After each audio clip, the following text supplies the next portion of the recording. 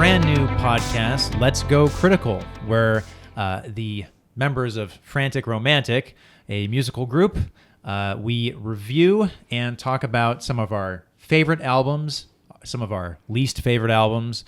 My name's Mike, but my mutant name is Mr. Kerosene, and joined with me is my best bud, Rube Walker.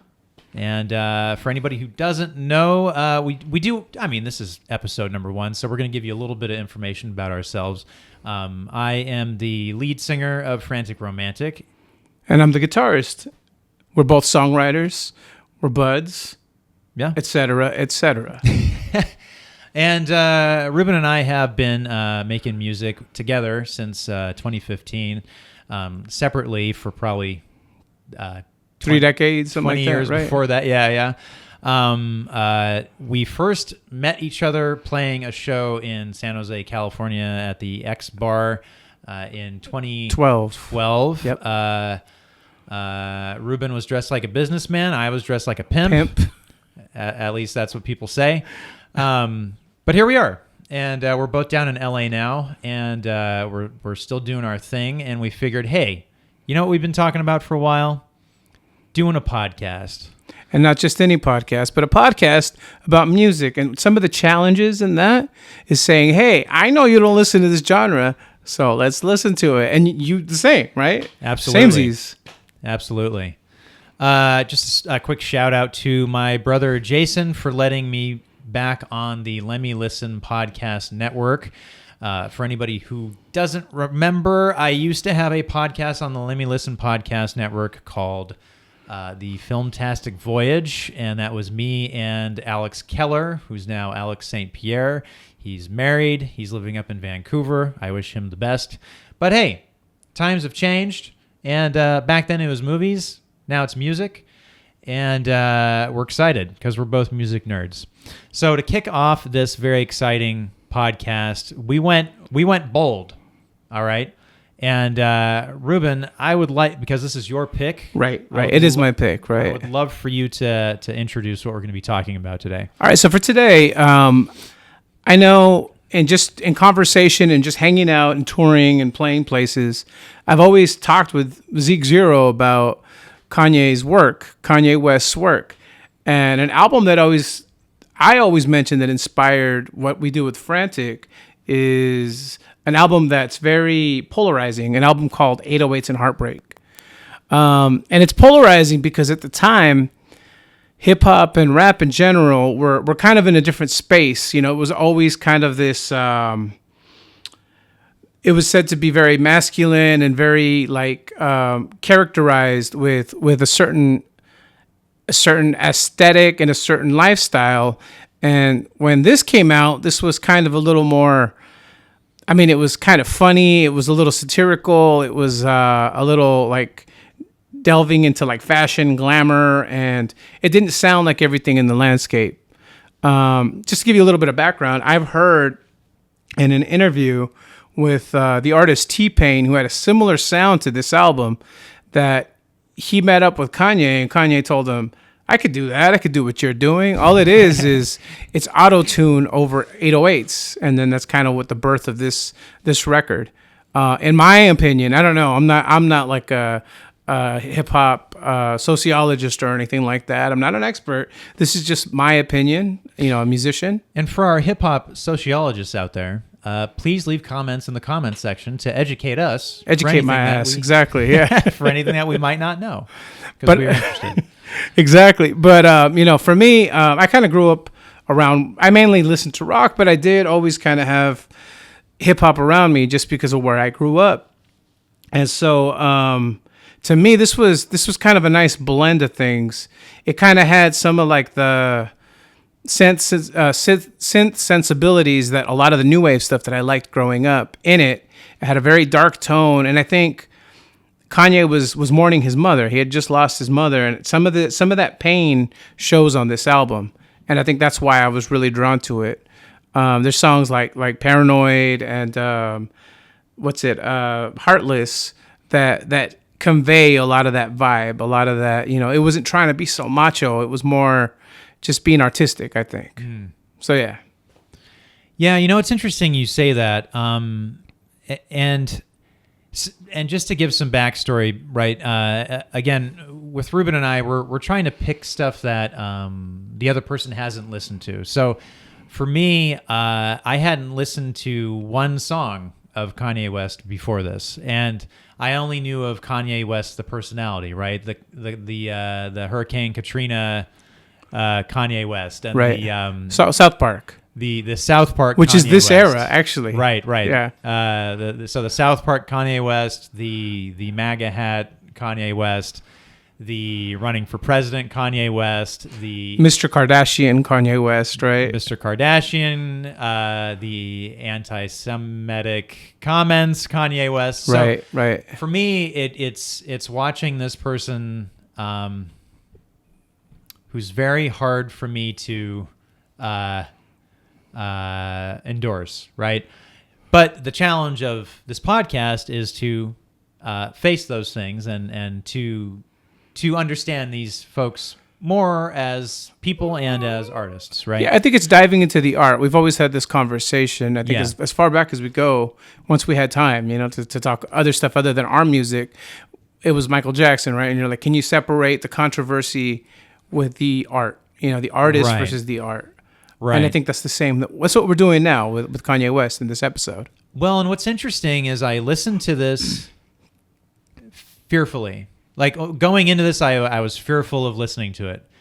After the album was over, I was like, wow, that was really good.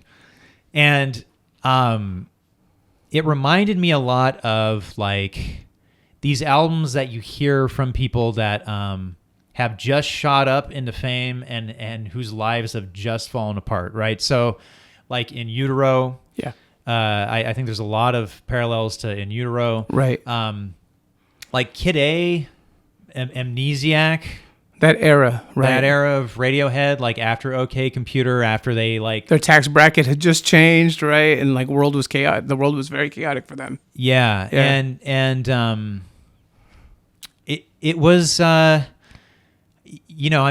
this, honestly, I would have to listen to some more Kanye West to kind of understand his story a bit better. But like you said, like the passing of his mother, he was involved with somebody for, I think, 6 years and they had just broken it off. Now he's super famous, super unhappy. So it was, I don't know. It was a really interesting album. Okay, with that, the next segment of our podcast is going into the top 3 and the bottom 3. So, Ruben, for you, what are your top 3 tracks for this album?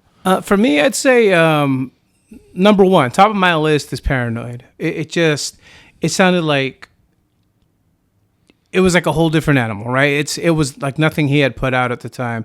The music video, I don't know if you got a chance to check out the music video. Super creative. Had him kind of like with like they would blend him into like a wolf every once in a while. The video is black and white. It's mainly featuring Rihanna. No, Rihanna's not in the song. She's like sleeping. It's cool. You should check it out. But I think a combination of that and the way the song was put together was good. Like you can kind of hear them in the background, ad-libbing. Sounds like they're just recording them in the studio, just bullshitting. Which I'm not really a fan of that kind of stuff, but I kind of forgave it because I felt like it was just a little bit of that, Yeah. The singing from, I forget what dude's name is. There's a guy, Mr. Something. Mr. Hudson. Mr. Hudson singing, I think really saved this song because this album was very heavy with Kanye trying to sing with auto-tune, and this is one of the songs where they didn't do that. Right. Not so much. No, actually, I don't think they did that at all. They just let Mr. Hudson carry the melody, and I think it was great. Yeah. So on the top of my list was also Paranoid. And what was interesting about it was a lot of 80s influence just in that song. You get kind of like a Hall & Oates. Totally. Phil Collins. Right. Type. In the air. Like it's like a spooky, like offset vibe. Our song, Jigsaw, I feel like takes some of that too, like unknowingly, right? Because I know the producer we worked with, I know he wasn't jamming out to Kanye in his car. And Joseph Medina, I know he did listen to some of that, so that's probably where he took some of that inspiration from. But like in the synths on the verse, that's totally Paranoid.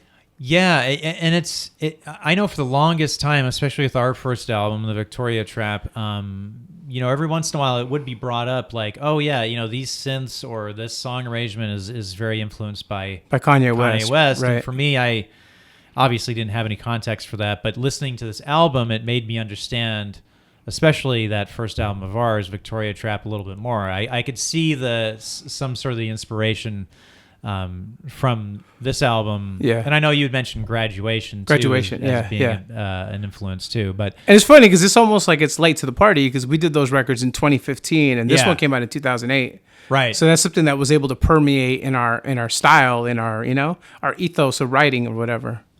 Yeah. And I won't go too far into this because I know we're right in the middle of talking about specific tracks, but 2008, something about 2008 where our culture, you could see the changes happening. The shift. With a lot of stuff. Yeah. Music 2008 was a big year for music, and you could see kind of just the threads of what the 2010s would be. Same with movies, right? Yeah. You had Dark Knight and Iron Man come out in the same summer, and then lo and behold, the next decade was all superhero movies. Made them a lot of money, right? It was the blockbusters.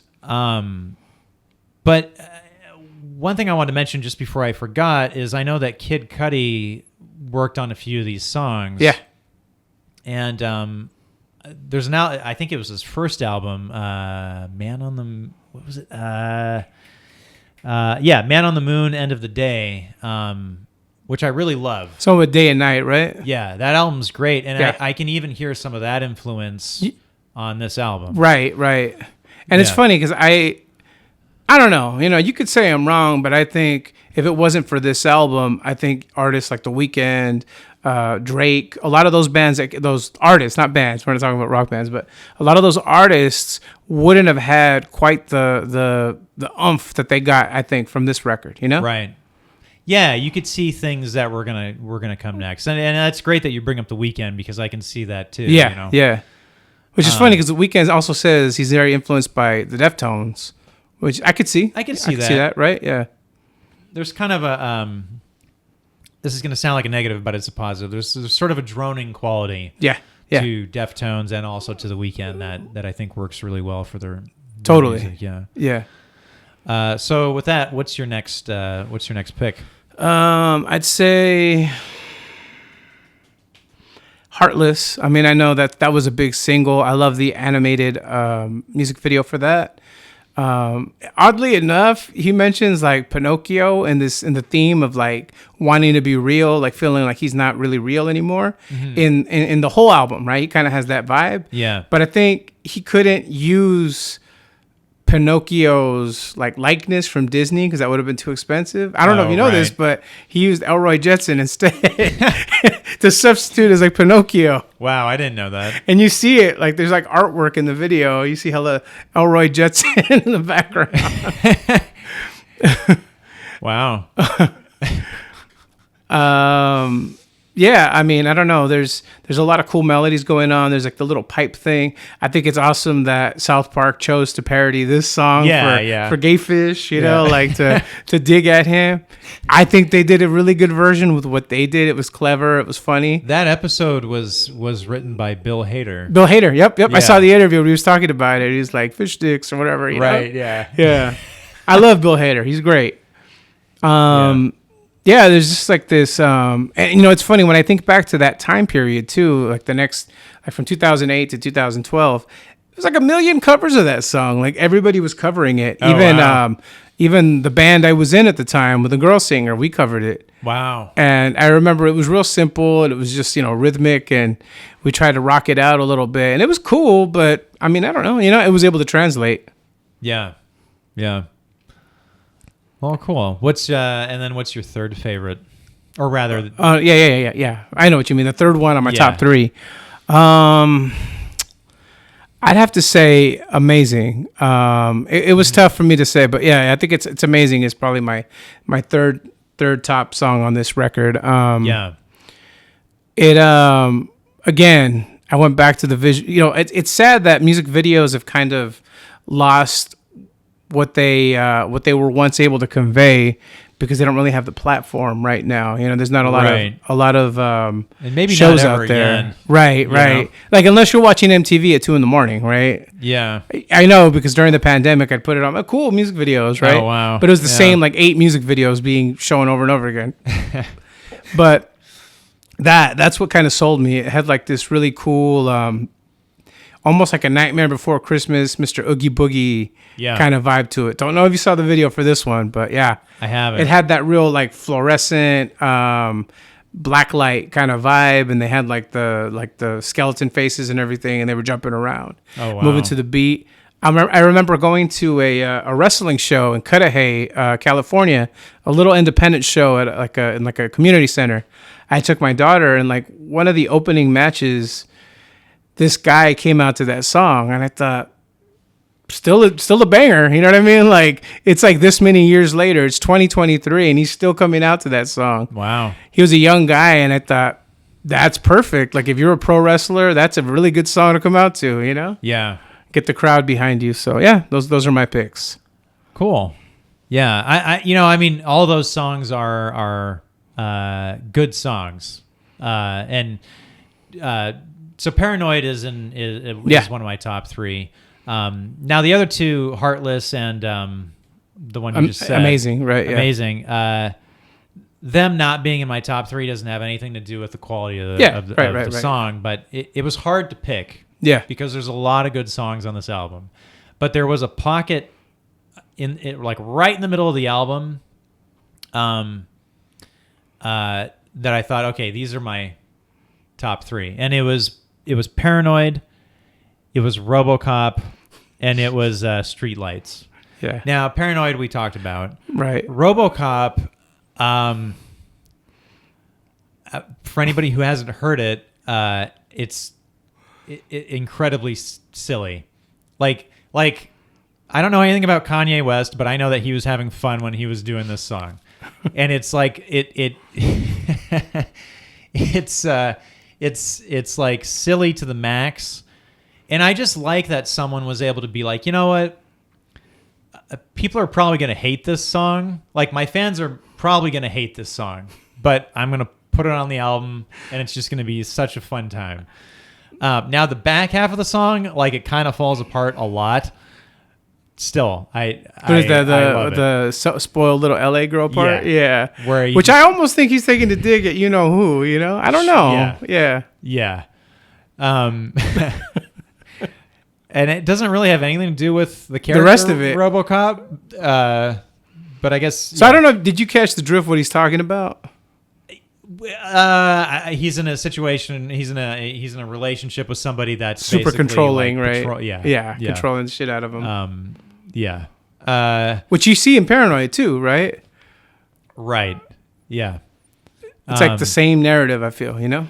Well, and that's what's so cool is I think this album has an overarching theme that doesn't become overbearing, right? But it's enough to be like, okay, I get what this album is about.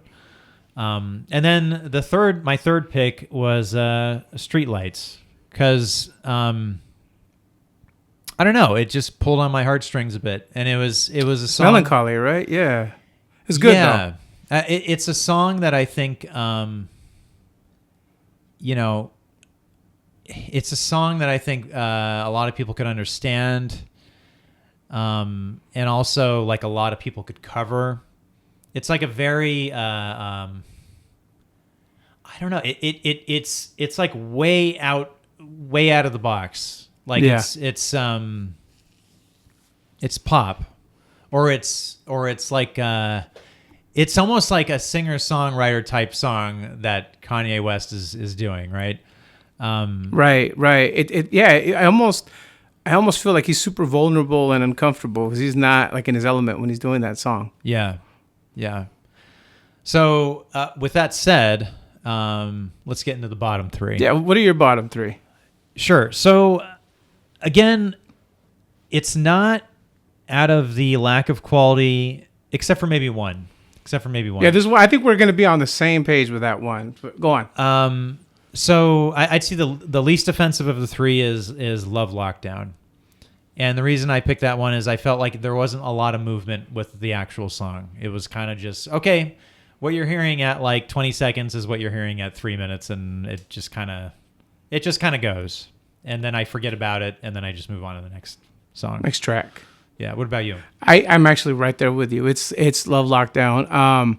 This is a club banger, right? So there isn't a lot of thought put behind it.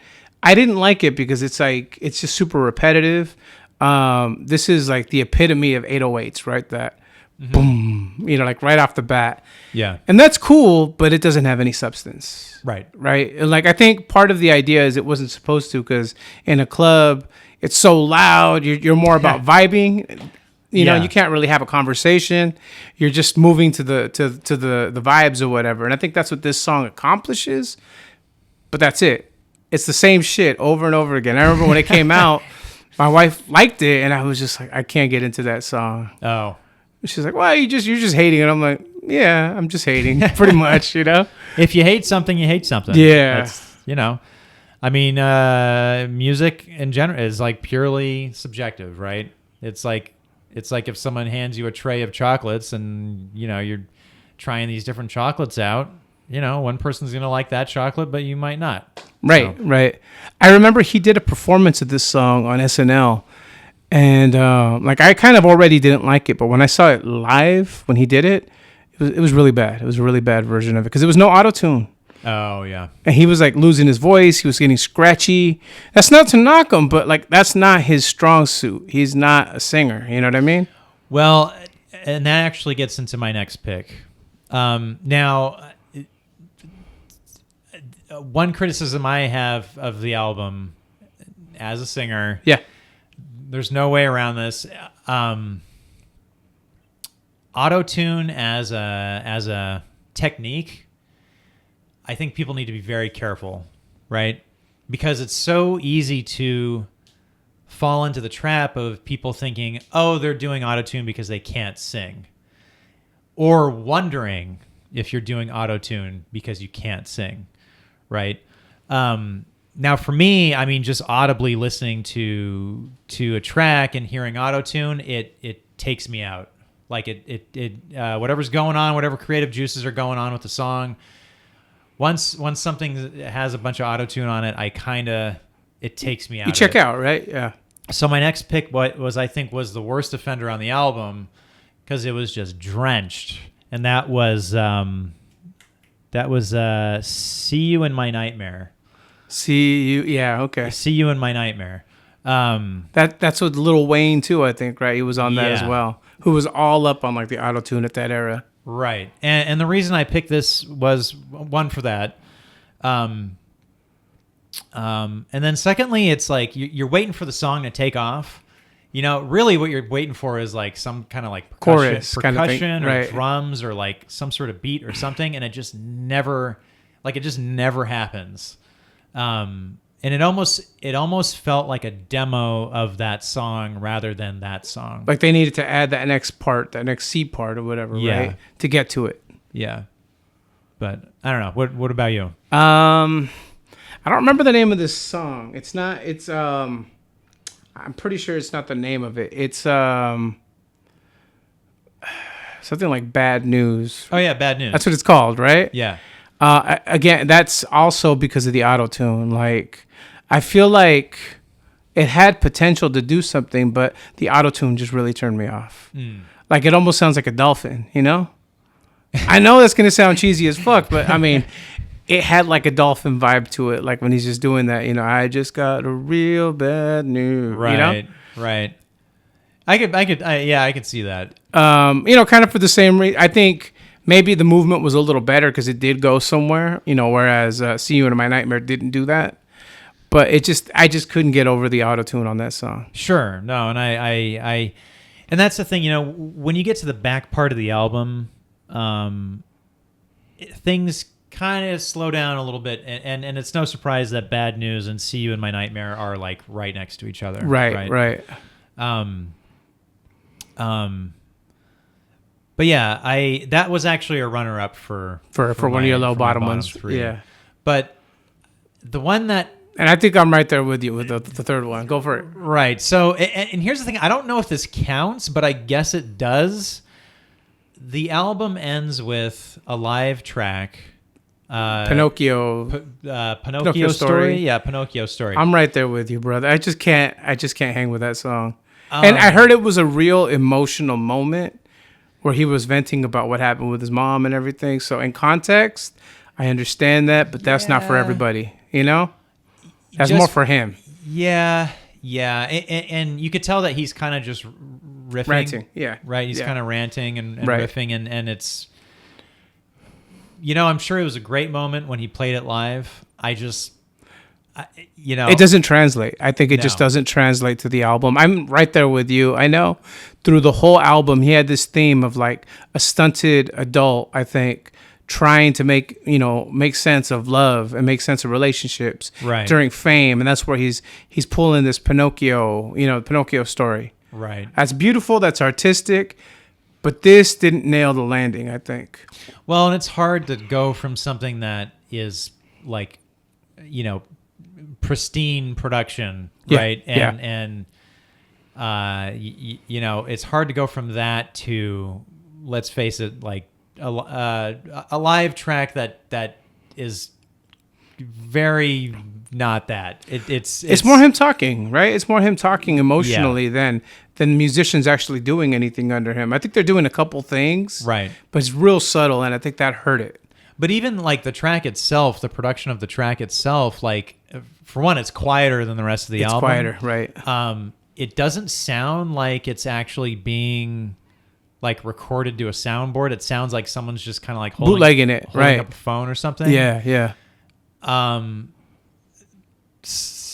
So it could be like an artistic choice, but I don't think it nailed it. For the album, for it to be a song, like if we were picking songs to put on an album, this would definitely get vetoed by all of us, I think. Sure. And in the past, like for example, I did put out an EP for a previous band, right? We did put a live track at the end. But it was like a bonus track almost, right? Yeah, it was very much like, this is a bonus track. This is not the last song in the album. You know what I mean? Yeah, that was on Anarchy and the Wicked Penguin, right? No, that was on Until the End. Oh, Until the End. Okay, yeah. Anyways, but hey, overall, I'm going to say I was like really pleasantly surprised and actually kind of sad, because it seems from what I hear, what I researched, and also what you've told me, it seems like this was kind of the tipping point for him, right? Something really bad happened to Kanye West, and then from there it just kind of went south, right? So let me tell you something. Like, I heard this album when it was current, and I didn't really appreciate it, right? In 2008. 2009, I got married, so I was in LA a lot, and I was around my nieces that were adolescent. Yeah. They were teenage and tween age, right? And one of them was very little that's playing with us now currently. Right. And they were listening to this stuff because it was popular, right? That's what kids do. This stuff's, if it's new, if it's relevant, then kids are going to be into it. So I got to hear a lot of this through osmosis, through them. And it wasn't probably for like another good, I don't know, I want to say maybe 10 years till I really listened to this with a fresh set of ears and just fell in love with it, right? Oh, wow. It had always been around. I think my brother-in-law gave me this album. He was like, here, you could have it. I'll burn you a copy of it. Back when we used to do that. Yeah, he burned me a copy of this in graduation. And he's like, they're both good albums, Yeah. I finally put it on my whatever, or bought it again or something, right? And I was like, oh, this is a good album. This is a really good album. But he went crazy after this. So here's where the story ends, right? And, as we do these podcasts, you'll learn that I get very fearful of things that I like. Uh-huh. I don't know if you know this about me, but like if I really like something and they put something else out that's new, I usually will stay away. Oh, interesting. I did that with Young the Giant, and I did that with this, right? Right. So with Young the Giant, I took like a 13-year gap before I listened to anything new. Oh, okay. But with this, I was like, this is the end of my catalog. I'm not going to listen to anything else. I get that. I listened to a video essay about him, and then they mentioned how like the fans were kind of giving him shit, and so he decided to give them what they want with another album, like right after this. Oh. And it was Dark Fantasy, My Twisted Dark Fantasy or something like that, right? Mm-hmm. I was afraid to listen to it, but this dude was spitting a lot of facts. And he's like, it was a masterpiece. It was good. You know, maybe not graduation good, but it was good. Uh-huh. So maybe this was during your wedding, like around all that time, you know, when we were getting the tuxes and stuff like that. I was like, okay, I'm going to be bold and I'm going to listen to this. Yeah. And I remember telling Zeke Zero, hey, maybe give this album a listen, right? Because he was in the same boat as me. He was like, I'm not going to listen to anything after this. So we met up again. Like, I put it on. Let me just tell you. I put it on, and I almost felt like tearing up a little bit. I was like, damn it. I was so stubborn about, you know, not wanting to ruin the art for myself that I Right. wasn't able to indulge in this next album. I don't think I'm going to do that anymore because I don't think it's anything else was great. Because he put out several albums after. I mean, I get the feeling though, right? When you love something so much that you sort of don't. You don't want to taint it. You don't want to taint that, you know? Yeah, it kind of like, oh shit, there's gonna be a crack in their legacy, you know? Totally. Yeah. And that's interesting. kind of how I am, dude. Like, it's funny. I heard like the opening track of that record literally brought a tear to my eye, right? I was like, man, it's beautiful, but it's okay. It's good, you know? Right. Yeah. But it was Yeah. more like that message, like right off the bat. I was like, damn, that's such a triumphant song, like the opening track on that record. Wow. So yeah, I don't know. You'll eventually check it out, I think. Yeah. Well, you know, with Kanye West, it's again, I want to circle back. You know, it's first of all, I mean, yeah, what he's done as an artist is actually very good. I think I'm always going to be at odds with Kanye West. Absolutely. The person. Absolutely. Right. But you know, as we continue on with the podcast, especially, I mean, it'll be interesting when it comes up again, to kind of mine a little bit more of like what he's done, and also kind of what that's going to mean for me. Right. But yeah, I mean, the dude, he would help himself by mellowing out, right? Right.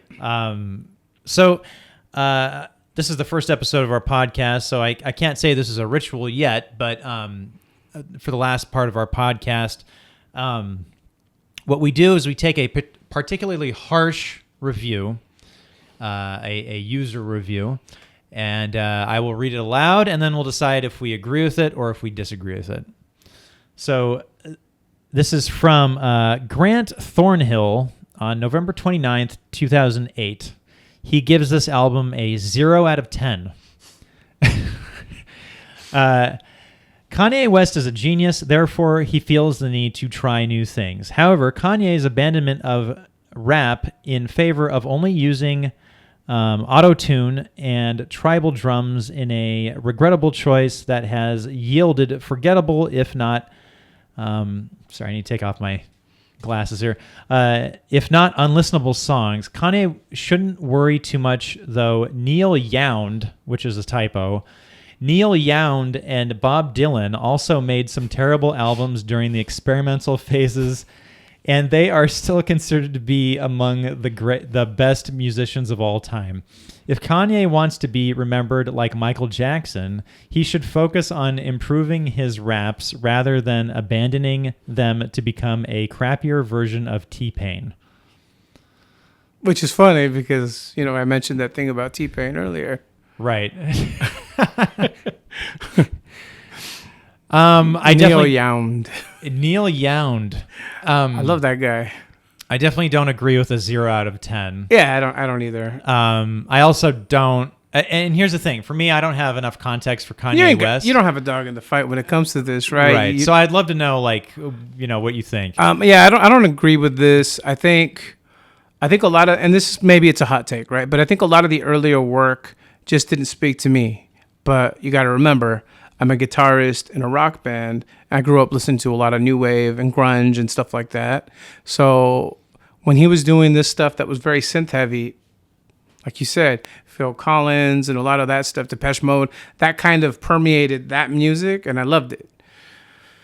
Yeah, I wouldn't give it a 0. I think that's a pretty harsh, mean-spirited, yeah. Yeah. at the time, that was just kind of popular. Everybody was shitting on this album because it was so different. Now people don't shit on it so much. People are like, damn, it's kind of a banger, you know? Yeah, I mean, I have noticed in my research that it has aged pretty favorably. Like, Yeah. it seems like at the time it got a lot of flack, but over time, it was recognized for what it was. And that's like a very influential album. So, well, great. Hey, everybody. We are the band members of Frantic Romantic. This is our brand new podcast. Let's Get Critical.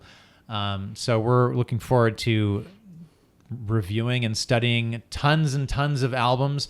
We would love to hear from you. Please leave comments. Please leave questions for us. Suggestions for albums that you'd love for us to listen to. We would be totally open for that. But until next time, my mutant name is Mr. Kerosene, and joined with me as always is Rube Walker. And this is the Let's Get Critical podcast. We will see you back here soon. See ya. When you scream